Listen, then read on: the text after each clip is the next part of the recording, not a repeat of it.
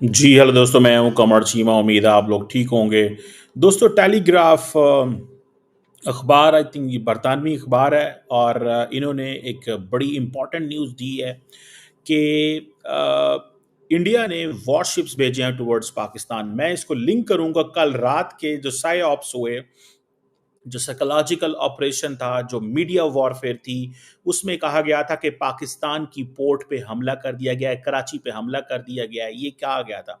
लेकिन in the morning सारे के सारे मीडिया ने ये कहा कि नहीं, सॉरी, लोगों ने गुस्सा किया कि मीडिया ने झूठ बोला। एंड नाउ अमूमन मुझे पाकिस्तान का भी पता है कि अक्सर जब इंडिया और पाकिस्तान में अपनी स्टोरी को बताना होता है या कुछ करना होता है, तो आप वेस्टर्न मीडिया को स्टोरी देते हैं। सो ये जो वॉरशिप है ये जा रही है, ये खातून का नाम है समन लतीफ़, मुंबई से ये एक रिपोर्टर हैं, और महफिस बारकर, ये दो रिपोर्टर हैं। इन्होंने ये स्टोरी ब्रेक की है कि इस वक्त इंडिया के जो शिप्स हैं वो पाकिस्तान की तरफ जा रहे हैं, और कराची पोर्ट जो है वो टारगेट है। 60% कराची की जो ट्रेड है वो जारी बात है कराची पोर्ट से होती है। अब जारी बात है पाकिस्तान बहुत सारी जो अपनी ट्रेड है वो ग्वादर में भी शिफ्ट कर रहा है। But coming to this point, जो इंडिया करने लगा ये क्या है? कहा यह जा रहा है कि इंडिया जो है उसने ये वॉरशिप भेजे हैं। ये वॉरशिप जो है, they have the supersonic cruise missile इनके अंदर लगे हुए हैं। और ये जो ऑलरेडी दोनों न्यूक्लियर वेपन्स कंट्रीज हैं, ये कभी डॉग फाइट हो रही है, कभी ड्रोन वॉरफेयर में जा रहे हैं। और अभी इनका जो वेस्टर्न फ्लीट है वो कहा जा रहा है it is getting closer to the northern Arabian sea. ये एक नई, मैंने आपको कुछ दिन पहले मैंने आपको एक चीज बताई थी, if you are watching me. कुछ दिन पहले मैंने बॉडी लैंग्वेज से डिटेक्ट किया था, समझा था कि प्राइम मिनिस्टर मोदी जो है वो नेवी को एक्टिवेट करेगा। सो एट फर्स्ट प्लेस उन्होंने राफेल को चेक किया कि उनके राफेल कहाँ पे हैं, और वो चीज देखी है। एंड सेकंड प्लेस वो अब देखें अपनी नेवी को उन्होंने चेक किया है, और अपनी नेवी को प्रॉपर्ली भेज रहे हैं। सुनने में आ रहा है कि ये पूरा एक स्ट्राइक ग्रुप है जिसमें एयरक्राफ्ट कैरियर है, डिस्ट्रॉयर है, फ्रिगेट्स हैं, एंटी सबमरीन शिप है। सो पूरे का पूरा एक स्ट्राइक ग्रुप पाकिस्तान की तरफ आ रहा है। और ये कहा जा रहा है कि तकरीबन 300 mile is away from the Pakistani coast. और सुनने में आ रहा है कि इनमें से जो शिप आ रहे, देखिए इतनी ज्यादा जो इंपॉर्टेंट चीज देखें, इतनी ज्यादा ये जो चीज है, ये याद रखें, इतनी ज्यादा डिटेल से चीजें नहीं पता चलती जब तक बताई ना जाए। Now this is, Indian navy ने अपनी एक इंफॉर्मेशन जो है वो शेयर की है टेलीग्राफ के साथ। सो इंडियन नेवी ने टेलीग्राफ के साथ इंफॉर्मेशन को शेयर किया है कि हम 300 से 400 मील दूर हैं, हमारे पास डिस्ट्रॉयर्स हैं, हमारे पास फ्रिगेट्स हैं, हमारे पास एयरक्राफ्ट कैरियर है, और हम कराची पे हमला करने जा रहे हैं। क्योंकि कल भारतीय मीडिया ने कहा था कि पाकिस्तान के कराची पे हमला हो चुका है। सो इट मीन्स कि पाकिस्तान की नेवी ऑब्वियसली इज रेडी। और ये इसमें रशियन जो डेवलप्ड ब्रह्मोस मिसाइल भी लगे हुए हैं। कहा यह जा रहा है कि एक जारी बात है, 300 केजी का वॉर हेड है, और ये बड़ी स्पीड में जाता है, ठीक है जी। और 500 मील दूर से हमला कर सकता है, दैट इज इंपॉर्टेंट। सो अगर इस वक्त वो 300 से 400 किलोमीटर दूर है पाकिस्तान से, तो याद रखें दे कैन अटैक नाउ। अगर वो 400 किलोमीटर दूर से भी अटैक करना चाहें तो वो कर सकते हैं। मैंने आपको क्या बताया है कि वो 400 किलोमीटर दूर हैं, और वो हमला करना चाहें तो 500 मील से भी कर सकते हैं। सो उनको नजदीक आने की जरूरत नहीं है कराची के। सो इट मींस कि ये एक मैसेजिंग है। और दूसरी बात ये भी है, वो समझते हैं कि अगर पाकिस्तान के कराची पे हमला किया जाता है तो that is a new domain. India समझता है कि the air force is Pakistan strength, क्योंकि आज पाकिस्तान की एयरफोर्स ने कंप्लीट डिटेल्स दी हैं कि कौन से 3 राफेल, जिन तीनों राफेल की आईडीएस, मिग, SU-29 ड्रोन जो यूएवी गिराया, हर एक जो ऑब्जेक्ट हवा में उड़ता है उसकी आईडी होती है। और वो इंडियन फौज को पाकिस्तानी जहाजों का पता है, पाकिस्तानी जहाजों को, एयरफोर्स को इंडियन जहाजों का पता है। So both of those know each others ID. अब वो कह रहे हैं कि जी हम नेवी को जो है वो लॉन्च करने जा रहे हैं कि ये कराची के लिए नुकसानदेह हो। कराची अगर अटैक होता है, याद रखें, इफ कराची इज टारगेटेड, तो कराची पाकिस्तान की फाइनेंशियल हब है। ये पाकिस्तान की फाइनेंशियल हब है। 60% पाकिस्तान की ट्रेड, अब वो हमारी ट्रेड रोक सकते हैं वो चाहें तो। This is what the plan is, to stop the trade. अगर वो ट्रेड रोकना चाहें तो रोक सकते हैं। और इस वक्त तो इंडिया के जो ड्रोन्स हैं वो ऑलरेडी पाकिस्तान के शहरों में गिर रहे हैं, कहीं गुजरांवाला गिर रहा है। अभी मुझे किसी ने गुजरात में ये भेजा है कि जनाब उन्होंने उनका ड्रोन जो है वो यहाँ पे आ गया है। So this is something very very significant. मैं इसको बहुत इंपॉर्टेंट समझता हूँ। और मैं इसको वो जिसे कहते हैं ना लाइट चीज नहीं समझता। मुझे ये लगता है कि Pakistan will have to be more alert. Pakistan को अलर्ट होना पड़ेगा, बहुत अलर्ट होना पड़ेगा। क्योंकि एट द मोमेंट जिसे कहते हैं ना कि एक बड़ी चीज हो रही है। एट द मोमेंट एक बड़ी चीज हो रही है, और वो बड़ी चीज यही है कि हर कीमत के ऊपर इंडिया सोच रहा है कि हमें पाकिस्तान पे हमला करना ही करना है। So multiple targets India engage करना चाहता है। इंडिया कोई एक टारगेट पाकिस्तान का इंगेज नहीं करना चाहता। सो हमें पाकिस्तान की नेवी जो है वो तैयार होगी, डेफिनेटली 100% तैयार होगी। ये नहीं हो सकता कि नेवी के कि हम तैयार नहीं है। इनकी ऑफिस प्रिपेयर्डनेस होती है, नेवी की अदारों को पता होता है हमने क्या करना है और क्या नहीं करना। आई एम जस्ट ट्राइंग कि मैं किसी तरीके से वो जो स्टोरी है उसकी वो आपके साथ शेयर कर सकूं, so that you can see कि India is all set to target Pakistan. और वो किस तरह सेट है मैं आपको ये दिखाने की कोशिश करता हूँ। ये आप उसकी जरा स्टोरी चेक करें। ये स्टोरी आप देखेंगे तो you will come to know that that is the reality. ये है जी वो स्टोरी जो मैं आपसे डिस्कस कर रहा था। New Delhi deploys fleet targeting Karachi port. और ये स्टोरी है। मैं ज़रा इसको फिट कर लूँ ताकि ये स्टोरी आपके सामने, ठीक है जी। ताकि आप इसको देख लें। ये इंडिया ने ये अभी as I am talking with you, जब मैं आपसे बात कर रहा हूँ, जब मैं आपसे डिस्कशन कर रहा हूँ, तो ये एक स्टोरी जो है वो हमारे सामने आई है। ये मैं जस्ट यस ये मैंने आपको कंप्लीट इसका व्यू दे दिया। India sends WhatsApp towards Pakistan after मो क्लैशेस। ये टेलीग्राफ की स्टोरी है। वो कह रहे हैं कि जनाब 60% पाकिस्तान का जो इक्विपमेंट है ऑलरेडी वो यहाँ से ही मैनेज होता है। वो लड़ाई शड़ाई होने के खदशे यहीं पे हैं। सो दे बिलीव कि जनाब हमें हर कीमत पे पाकिस्तान को यहाँ पे इंगेज करना है। So that is the story. अब मैं आपको अगर बताता चलूँ कि क्या हो सकता है, ठीक है जी। इंडिया पाकिस्तान के बीच में क्या है, that is another thing. Nuclear weapon जारी बात है दोनों मुल्कों के पास एज पर सिपरी डाटा, ठीक है जी। जो और एक international institute of strategic studies है, वो भी ये कहता है कि न्यूक्लियर वेपन जो हैं पाकिस्तान के पास 170 हैं, इंडिया के पास 2 ज्यादा हमसे 172। कई लोगों को कहना है पाकिस्तान के पास 4-5 ज्यादा, इंडिया के पास 4 कम कम है, ठीक है ना जी। तो आप देखते हैं कि वॉरशिप्स पाकिस्तान के पास सिर्फ 10 हैं, इंडिया के पास 29 है।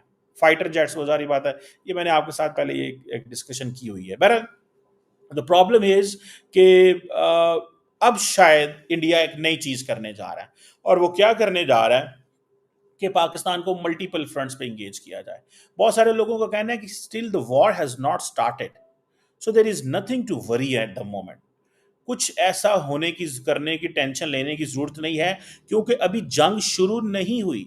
This is not a war, ठीक है ना जी। उस दिन जब इंडिया के 80 जेट्स आए थे जिन्होंने 31 पाकिस्तानियों को मारा था और बड़े पैमाने पे हमला करके गए थे, अब वो समझते हैं कि पाकिस्तानी जो मिलिट्री है, नेवी जो है, उसको थोड़ा अंडरमाइन किया जाए, उसको टेस्ट किया जाए कि नेवी की क्या कैपेसिटी है, नेवी कहाँ पे खड़ी हुई है और पाकिस्तान की वीकनेस क्या है। पाकिस्तान की वीकनेस क्या नेवी है। मैंने आपको क्या बताया था, remember there are two things. One, जो एयरफोर्स होती है, एयरफोर्स की पोजीशन ये है कि वो तो हवा में लड़ रही है।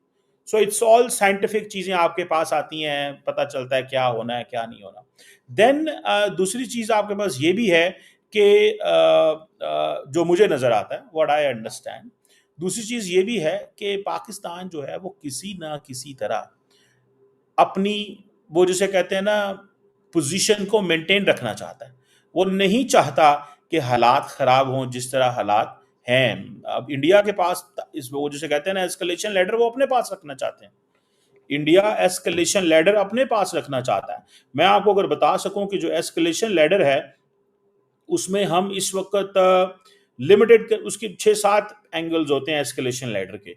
पहला जो एस्केलेशन लैडर है, मैं ये बड़ा अच्छा चीज़ है, मैं पढ़ रहा था, लेट मी शेयर यू के एस्केलेशन लैडर जो है वो किस तरह चलती है और क्या होता है इसके ऊपर। इफ़ हम इसके ऊपर भी एक डिस्कशन कर सकें, इट विल गिव अस मोर, हमारे जो दोस्त हैं, हमारे जो व्यूअर्स हैं, उनको एक अच्छी अंडरस्टैंडिंग मिलेगी कि एस्केलेशन लैडर की बार बार बात की जाती है। ये एस्केलेशन लैडर किस बला का नाम है? एस्केलेशन लैडर किस बला का नाम है? So that is what I want कि मैं आपको दिखाऊं, और इसका कुछ चार्ट या कोई ऐसी चीज़ दिखाऊं जिससे एटलीस्ट यू शुड नो कि ये बार बार एस्केलेशन लैडर की बात की जाती है, होता क्या है ये एस्केलेशन लैडर। आप देखें ज़रा इसको, थोड़ा सा let me make it this way. ये आपकी जनाब एस्केलेशन लैडर आ गई थी, ठीक है जी। ये आपके सामने सारे का सारा चार्ट आ गया। Let me get this way. ये एक इंस्टीट्यूट है, उन्होंने इसको जो है ना वो किया।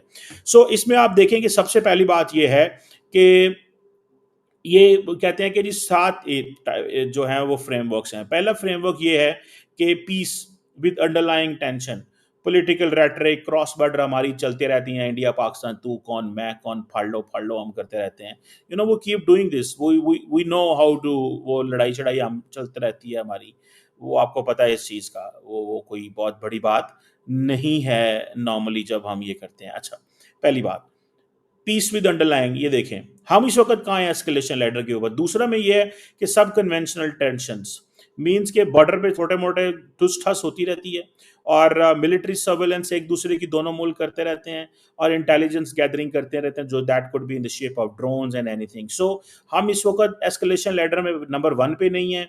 नंबर 2 जो सब कन्वेंशनल टेंशन है कि बॉर्डर पे हमारी एलओसी पे, आपको पता कोई टेंशन नहीं थी, एलओसी पे अभी टेंशन हुई हैं। सो इट मीन्स कि हमने इस सब कन्वेंशनल टेंशन वाला जो चीज़ है इसको क्रॉस कर लिया है। और सर्वेलेंस इस वक्त चल रही है, इसको भी हमने क्रॉस कर दिया, क्योंकि अब हम सर्वेलेंस अंदर आके एक दूसरे के कर रहे हैं। पाकिस्तान कह रहा है हम इंडिया के अंदर जा रहे हैं, इंडिया कह रहा है पाकिस्तान के अंदर। तीसरी इंपॉर्टेंट पॉइंट इज कि conventional force posting, military exercises, border पे ट्रूप मोबिलाइजेशन। इंडिया ने जब एयरफोर्स की एक्सरसाइजेस की थी तो that was a escalation ladder पे, that was a point third, conventional force posting. जब पाकिस्तान ने अगले दिन फौज की जो की थी, जब जनरल आसम मुनीर वहां पे गए थे, that was conventional force postering number जो थी, वो दैट वाज देयर। इंडिया ने जब एयरफोर्स अटैक, वो जो उन्होंने एक्सरसाइज की थी, वो बेसिकली एस्केलेशन लैडर में तीसरा नंबर था। That was the third point in escalation ladder, keep this in mind. चौथा point, limited conflict, conventional conflict, air strikes, artillery duels. ये है हमारा पोजीशन। हमारी पोजीशन इस वक्त ये है, ये जो मैं आपको दिखा रहा हूं कि इस करंट इंडो पाक एस्केलेशन स्टैंड्स हियर, कि लिमिटेड एयर स्ट्राइक्स चल रही हैं, उन्होंने हमारी की, हमने उनके की। एक बात, आर्टिलरी इस वक्त एलओसी पे डस पूरी है। सो ये जो एस्केलेशन लैडर के जो 7 पॉइंट हैं, उनमें हम नंबर 4 पे हैं। देन पांचवा जो एस्केलेशन लेटर, हम अभी चौथे नंबर पे हैं, पाकिस्तान एंड भारत। जो पांचवा क्या हो सकता है? स्ट्रेटेजिक सिग्नलिंग, इट मींस के dual nuclear capable missile test.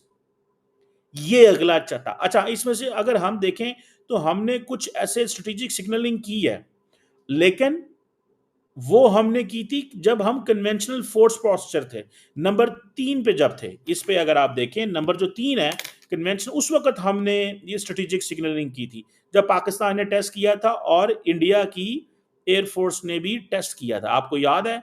If you remember, नहीं तो मैं आपको अभी दिखाने लगा हूं। दैट वाज एन टेस्ट जो इंडिया की नेवी ने अगले दिन किया था। ये वो टेस्ट है, ये जो मैं आपको दिखा रहा हूं कि इंडिया की नेवी ने ये टेस्ट किया था अभी थोड़े दिन पहले, ठीक है जी। देन आप आ जाएं छठा नंबर, that is on the tactical nuclear weapon use, battlefield nuclear weapon test. ये है छठा। अभी हमारे हालात ये हैं कि हम इस जगह पे नहीं आए कि हम अपनी टैक्टिकल न्यूक्लियर वेपन का यूज का टेस्ट करें, ठीक है जी। जिसमें बैटलफील्ड न्यूक्लियर टेस्ट वेपन, अगर जंग शुरू हो जाती है तो वो जो हमने नसर मिसाइल है हमारे पास, उसमें यह है कि 60-70 किलोमीटर की रेंज पे एक मिसाइल होता है। तो अगर हम टैक्टिकल न्यूक्लियर वेपन करते हैं तो इट मींस कि we could have gone to escalation ladder पे पॉइंट 6 पे चले जाते हैं। लेकिन नाउ लुक एट दिस, कि हम आखिरी जो एस्केलेशन लेटर का पॉइंट है, that is strategic nuclear exchange, city targeted nuclear strikes. ये है जी, हम अभी एक दूसरे पे हमले करने से, फुल न्यूक्लियर वॉर से हम अभी 3 स्टेप पीछे हैं, 2 स्टेप पीछे हैं। सो ये आप जेन में रखें कि पाकिस्तान और भारत के दरमियान जो है वो सिचुएशन इज नॉट गुड, ठीक है।